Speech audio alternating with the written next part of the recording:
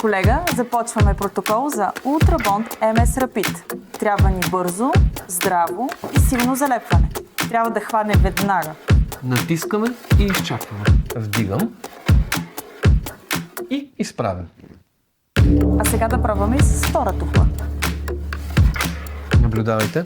Подходящ е както за леки, така и за тежки строителни материали. Тук най-впечатляваща е здравината.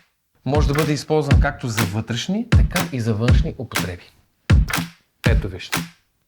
Да пробваме и с четвърта тухла. Нямаме. Невиждано. А сега да пробваме и върху влажни повърхности. Това е много важно. Проявява същите предимства и характеристики и при влажна повърхност. А сега направете демонстрация за правилно полагане, моля.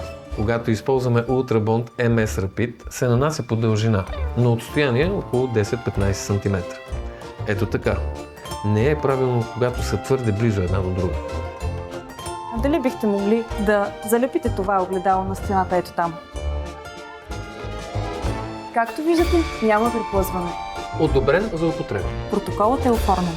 Ultrabond MS Rapid е хибридно монтажно лепило с много високо първоначално сцепление и бързо втвърдяване, когато трябва да залепи бързо, здраво и сигурно.